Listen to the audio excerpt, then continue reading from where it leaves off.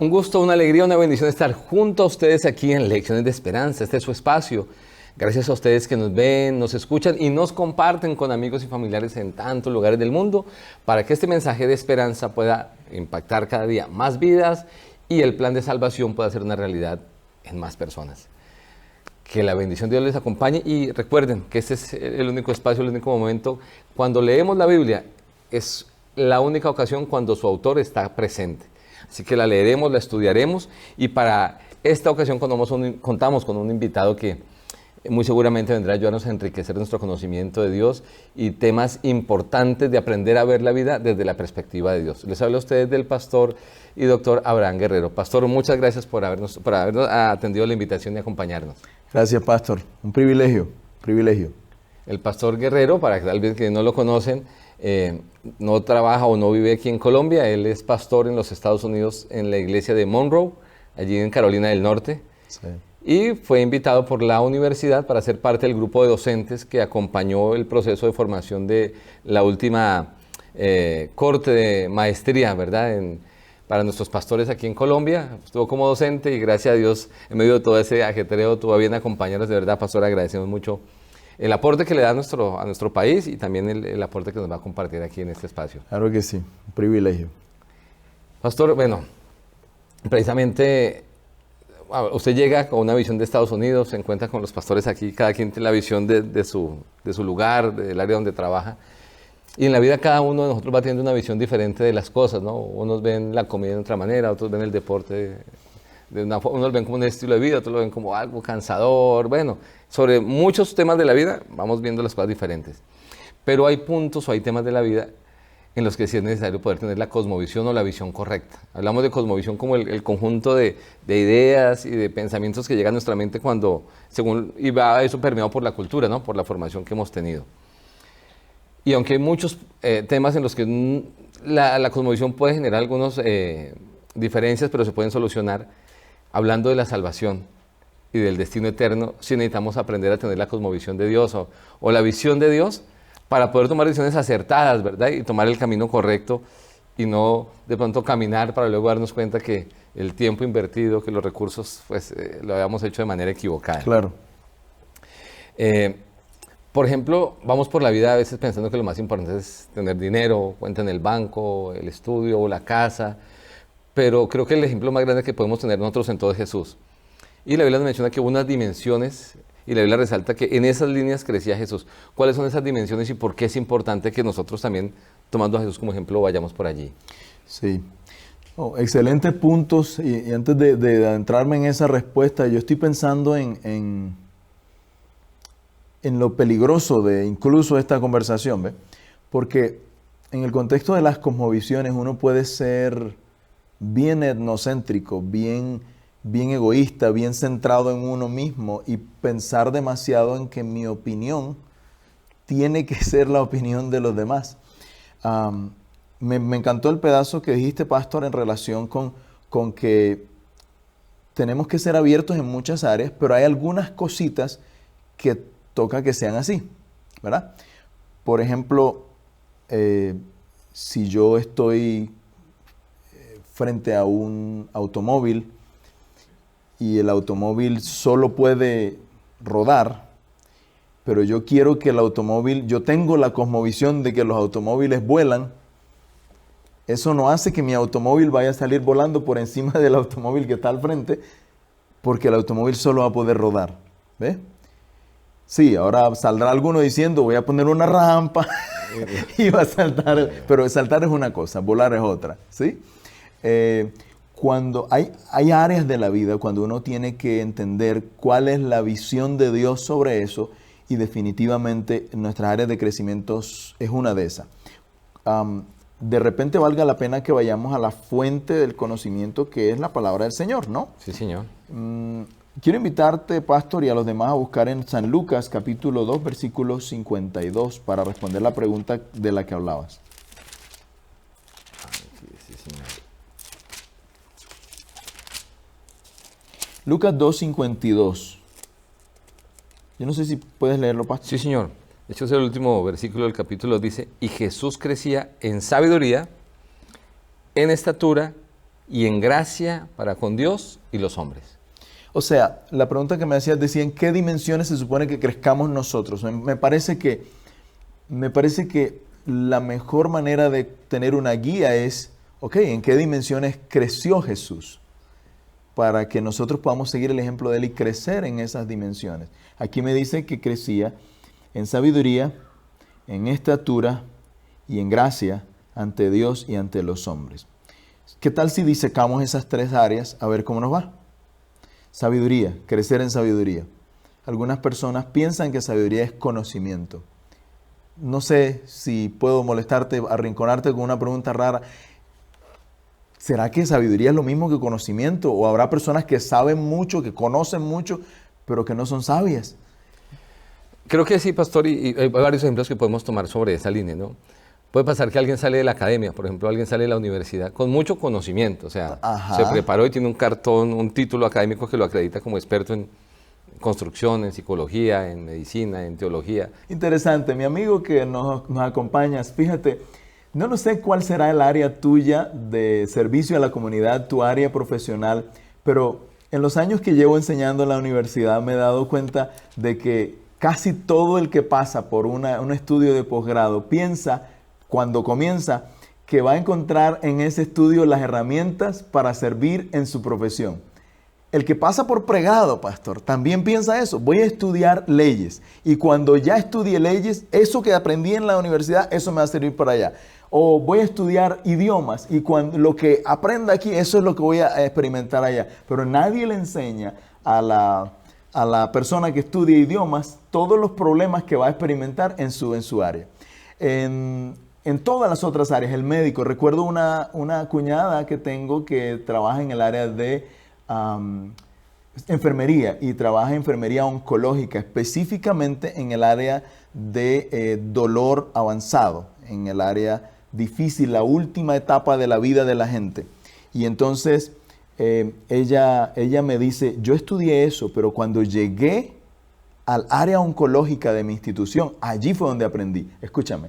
Dios está dispuesto a ayudarte a crecer en sabiduría, más allá del conocimiento que tengas. Y la Biblia también dice, pastor, que el principio de la sabiduría Es el conocimiento de Dios. Es decir, no importa cuánto conocimiento teórico tengamos, si el conocimiento de Dios no llega a nuestra vida, la sabiduría no está completa.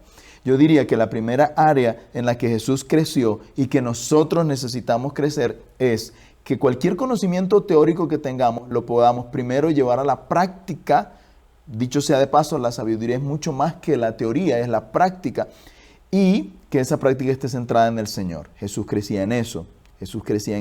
Un detalle antes de pasar al siguiente. ¿Recuerdas, pastor, esa ocasión cuando Jesús se le perdió a María y a José? ¿Y quiénes estaban allí arrinconando a Jesús para que les hablara de todo lo que hablara? Los líderes espirituales del pueblo, ¿no? Se supone que ellos se sabían la Torá completita, se sabían todos los registros bíblicos, sabían muchísimo, pero ahí estaba este jovencito, este preadolescente, enseñándoles, porque aparte del conocimiento teórico, él estaba conectado con Dios el Padre, la fuente de la sabiduría. Y así debemos hacer nosotros en todas las áreas de la vida. La segunda que ves allí, pastor, entonces sería ¿cuál? Hablamos de estatura, habla de eso. No sé si hace referencia al tema físico como tal, ¿no? El cuidado del cuerpo. Claro, y desafortunadamente a veces descuidamos ese pedacito. Recuerdo en una ocasión una joven que estudió su carrera de pregrado y se preocupó por ser la primera, se preocupó por tener notas de 100%. La visité en su casa, en su lecho de muerte literalmente. Se descuidó tanto durante sus estudios que no comía, no dormía por sacar las mejores notas. Terminó de estudiar y poco tiempo después fue internada en el hospital para morir simplemente porque no cuidó su cuerpo. Ahora, no todos los casos que suceden de ese sentido van por culpa de la persona, pero sí ilustra definitivamente qué sucede cuando uno ignora el cuidado personal. Necesitamos cuidarnos, o sea, el crecimiento no solo es en el área intelectual o en la capacidad de aplicar lo intelectual a la vida, sino también en la capacidad de cuidar nuestro cuerpo. Cómo estamos comiendo, qué tipo de ejercicio estamos haciendo, a qué hora nos levantamos, a qué hora dormimos, qué tan bonitas son las relaciones que tenemos con otras personas que nos ayuden a mantenernos saludables en el cuerpo. Así es, pastor. Y aquí menciona otro punto en gracia delante de Dios y delante de los hombres. ¿Cómo entender ese espacio? Porque entendemos que la gracia es un regalo que nos da Dios, ¿no? Y dice que Jesús crecía en gracia delante de Dios y delante de los hombres. ¿Cómo lo veo yo? Está fuerte porque la gracia es eso, un regalo. No es que yo merezca nada, absolutamente nada. Pero la verdad, cuando alguien trata contigo por primera vez, tú puedes ser amable, puedes ser grosero, y dependiendo de eso suceden muchas reacciones en la otra persona. No sé si te ha pasado, pastor, que estás hablando con alguien y tú notas que la persona es pedante, fuerte, grosera, y es difícil mantener la relación con esa persona. Hechos capítulo 1 y capítulo 2 me dice que los miembros de la iglesia primitiva tenían el favor de todo el pueblo. Qué lindo sería que nuestros vecinos piensen de nosotros: qué buena gente ese caballero, qué buena gente esa dama. Crecer en gracia con los hombres, con las mujeres, con el resto de la gente a nuestro alrededor. Que nos vean con ojos de gracia, que nos vean con tranquilidad. Y bueno, el pedacito de crecer en gracia para con Dios es un regalo del Señor. Dios nos ve. A mí me encanta porque Dios nos llama para ser mensajeros suyos. Dios nos llama para ser sus hijos. Y eso no significa para nada que nosotros merezcamos eso. Simplemente Él nos ama y nos acepta como somos. Tremendo punto para las parejas. A veces hay personas que quieren que su pareja sea la persona perfecta, pero no hay una cosa más bonita que amar a pesar de las diferencias con la otra persona. Este texto me dice que Jesús hacía lo posible por crecer en gracia delante del Padre, y Jesús hacía lo posible por crecer en gracia delante de los seres humanos que estaban a su alrededor. Y a pesar de que su propio comportamiento justo y santo era en sí mismo un regaño para la gente de alrededor, qué bonito que a Jesús la gente lo quería, lo seguían, lo admiraban y les gustaba. Mire, 12 personas andando al lado de él por todos lados. Después escuchamos hablar de multitudes que lo agolpaban, se agolpaban alrededor de él para verlo. Me pongo a pensar en los niños. ¿Recuerdas, pastor, ese día cuando el Señor Jesús le estaba tratando de enseñar a Pedro acerca de la humildad y a los otros? Y le dice: mira para un lado, mira para el otro, ¿y dónde le enseño a los discípulos cómo ser humildes? Y ve a un niño, y le dice al niño: vente. Bueno, en medio de una reunión de adultos, ¿cuándo tú has visto a un niño que lo llaman en medio de la reunión de adultos y él se viene corriendo a sentarse en las piernas del que está hablando y a escucharle lo que está diciendo? Tenemos el ejemplo del otro niño cuando la predicación de Jesús que alimentó al montón de personas, sí, ¿verdad? Sí. Había un niño que llevaba todo el día escuchando a Jesús y que no se había acordado que tenía 5 panecillos de cebada y 2 pescaditos allí. Oye, ¿estaría emocionado con lo que Jesús decía? Eso me habla a mí de un Jesús que estaba preocupado por caerle bien a todo el mundo y que en sus interacciones pensaba en adultos, pensaba en jovencitos, pensaba en niños, pensaba en todos. Me parece que nosotros deberíamos ser así, pensar en los demás y caerle bien, caerle en gracia a todos también. Usted utiliza una expresión bien interesante y muy apropiada. Él pensaba en los demás, él pensaba y siempre piensa en nuestro beneficio. La Biblia utiliza una expresión: tener la mente de Cristo. Okay. ¿Cómo podemos entender eso de manera correcta para poder, porque sí sería el ideal nuestro, ¿no? Poder tener esa mente de... Muy bien. La pregunta que me haces, pastor, se refiere a 1 Corintios 2:16. Voy a leerlo en la Escritura. Dice: porque ¿quién conoció la mente del Señor para instruirlo? Pues nosotros tenemos la mente de Cristo. Yo no sé qué apartados de la Escritura te vienen a la mente en relación con esto, pero tener la mente de Cristo es pensar como Cristo. ¿Y cómo podemos pensar como Cristo? Trayendo a la vida y a la mente de nosotros lo que Jesús traería a su vida y a su mente estando aquí, lo que Él hizo estando aquí. Hay otro texto bonito que tienes. Filipenses 4:8, pastor, que nos dice: por lo demás, hermanos, todo lo que es verdadero, todo lo honesto, todo lo justo, todo lo puro, todo lo amable, todo lo que es de buen nombre, si hay virtud alguna, si algo digno de alabanza, en esto pensad. Y creo que ahí nos da una guía. ¿De qué estamos llenando nuestra mente? ¿De qué estamos llenando nuestro corazón? ¿De qué estamos llenando nuestros pensamientos? Cuando alguien nos ofende, guardamos rencores. Cuando nosotros dejamos que los rencores, las ofensas que las otras personas nos han hecho llenen nuestro corazón, nosotros nos estamos envenenando a nosotros mismos. Cuando llenamos nuestra mente de cosas en las redes sociales, pero lo que hacemos viendo allí no son cosas que edifican, estamos llenando nuestra mente de las cosas que vemos. Y de lo que vemos, por eso nos transformamos, ¿ves? Por eso nos transformamos. Y ese proceso de transformación, pastor, hay un elemento que yo le agradezco a Dios que lo haya, y es el Espíritu Santo. Yeah. Porque lo podemos intentar nosotros, pero si no es por la ayuda extra que recibimos del cielo por medio del Espíritu Santo, nuestro esfuerzo sería infructuoso, no cumpliría su propósito. Amén. La Biblia habla de eso. Sí, señor. Romanos capítulo 5, si me acompañas, mi pastor. Sí, señor. Ya lo tenemos aquí. Nos dice lo siguiente, pastor. Dice, y la esperanza no nos defrauda, porque el amor de Dios ha sido derramado en nuestros corazones por el Espíritu Santo que nos fue dado a nosotros. Es el Espíritu Santo el que nos ayuda a enfocarnos en lo que vale la pena. Ahora, hay una cosa a la que yo quiero llamar la atención. Tú me hablabas ahorita de la cosmovisión de Dios acerca de nosotros. Sí, ¿ve? señor. Hay personas, en esto de pronto podemos ser un poquito polémicos, pero no es la intención. Hay personas que piensan distinto sobre el ser humano, pero resulta que el ser humano es hecho, ¿recuerdas la ilustración del carro? El carro va andando y no le puedo exigir al carro que vuele por 17 metros porque no va a volar, va a caer estrepitosamente y se va a golpear. El ser humano tiene una naturaleza particular. Y desafortunadamente la cultura alrededor de nosotros no está de acuerdo en relación con cuál es la naturaleza del ser humano. Dios tiene claramente algunas especificaciones sobre qué es la naturaleza del ser humano y que nos ayuda a entender que nuestra naturaleza, con todas las debilidades que tiene, sí es susceptible a la influencia del Espíritu Santo para ser cambiados. ¿Recuerdas la ideología antigua que le echaba la culpa al cuerpo como malo? Háblanos Los un poquito griegos, sí. Claro, entonces ese concepto maluco degenera en la falsa idea de que si yo estoy haciendo algo físico es malo, y si yo me salgo de mi físico, ahí sí es bueno.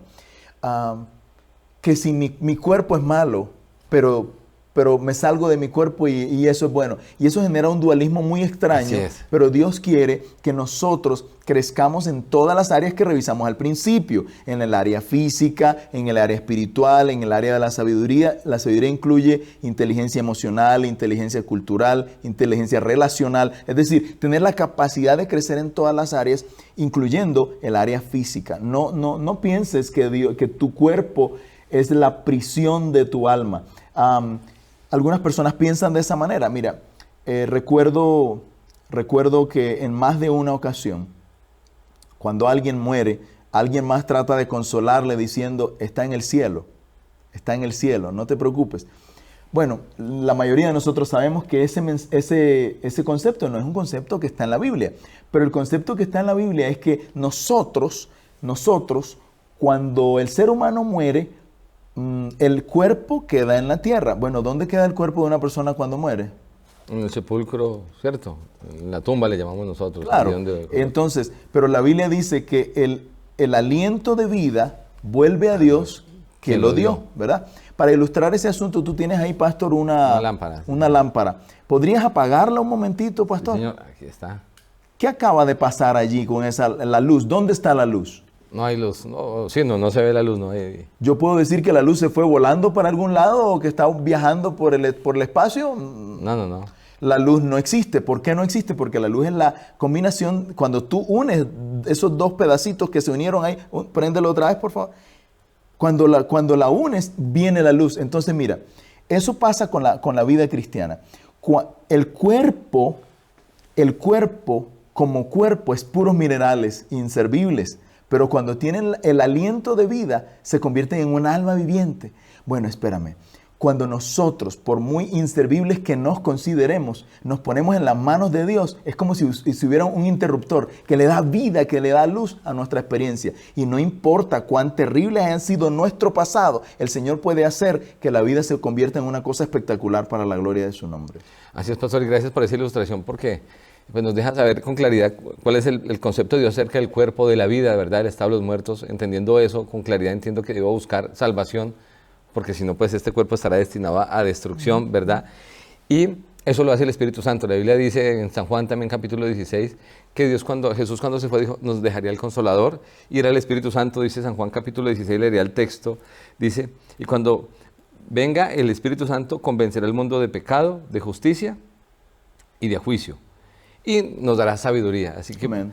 por eso era importante esa relación con el Espíritu Santo para el crecimiento. Amén. Ahora, para cerrar quizá, yo quiero mencionar un espacio especial para ti. ¿Para qué sirve todo esto que hemos hablado? Es posible que alguien esté pensando en sus errores del pasado, las situaciones que le han vuelto su vida un fiasco, un desastre o lo que sea. Oscura, la luz no existe. ¿Qué es lo único que tiene que pasar en tu vida para que tu vida se convierta en una experiencia de luz, grande, linda, bonita? Simplemente aprieta el interruptor y permite que el Espíritu Santo, el Espíritu de Dios toque tu vida. Ahí está la clave para una vida de éxito. Pastor, pues gracias por la compañía. De verdad agradecemos el tiempo, la posibilidad de compartir con usted conocimiento en esta línea y por las ilustraciones tan prácticas, porque a veces cuando la teología y cuando ese conocimiento de Dios se hace un poco complejo, pero la manera en que usted lo hizo me hizo pensar en lo que precisamente usted hablaba. Jesús lo hacía de esa manera y permitía que tanto los muy ilustrados como los niños y como la gente no tan académica entendiera las verdades, y de esa manera la salvación y el plan de Dios se abre, y creo que ese es el plan de Dios. Hablando de la cosmovisión, es que todos ustedes que nos ven y nos escuchan puedan conocer y puedan, al conocer, descubrir que ese plan es para nosotros, es para ustedes, y colocar nuestra mente alineada con la de Dios para que nuestra vida esté escondida en Dios y podamos gozar de lo que Él tiene para nosotros. Así que gracias, pastor. Vamos a hacer una oración, si me lo permite, para cerrar. Oremos. Buen Dios, Señor, gracias. Gracias porque en medio de tantas voces que hay en este mundo, de tantas posiciones acerca de los temas de la vida, en especial de los trascendentales que tienen que ver con nuestra salvación y con la vida eterna, en tu palabra nos das claridad sobre cuál es el camino correcto, sobre cuál es la visión de Dios. Permítenos, guiados por el Espíritu Santo, entender tu manera de ver las cosas. Y Señor, con humildad, pero también con amor, entender que esa es la mejor manera de ver la vida, de conocernos como personas, crecer en las líneas que tú esperas que crezcamos para que podamos honrarte a ti y realmente nuestra vida sea feliz. Impactar a quienes nos rodean con tu paz y con tu amor. Llenarnos de esperanza, porque cuando te conocemos a ti y leemos tu palabra nos encontramos con esperanza. Saber que habrá oportunidad de vida eterna, y por eso anhelamos tanto la venida de Jesús, porque nos permite ver ese momento maravilloso como el momento en el que el Rey del Cielo vendrá y podremos ir por fin al lugar que Él ha preparado para nosotros. Amén. Bendice al pastor Guerrero, a su familia, a su ministerio, donde quiera lo lleves, que tu paz sea con él. Que a quienes nos ven y nos escuchan, que ahora, de aquí en adelante, podamos ver las cosas a la manera de Dios y entender que Dios siempre tendrá soluciones, que Dios siempre nos ama, que siempre nos acompaña y que tiene preparado algo glorioso para nosotros. Nos dejamos en tus manos de amor y pedimos todo eso en el nombre de Jesús. Amén. Amén. Amén. Muchísimas gracias por habernos acompañado. Esperamos volvernos a ver en un próximo y nuevo capítulo de Lecciones de Esperanza.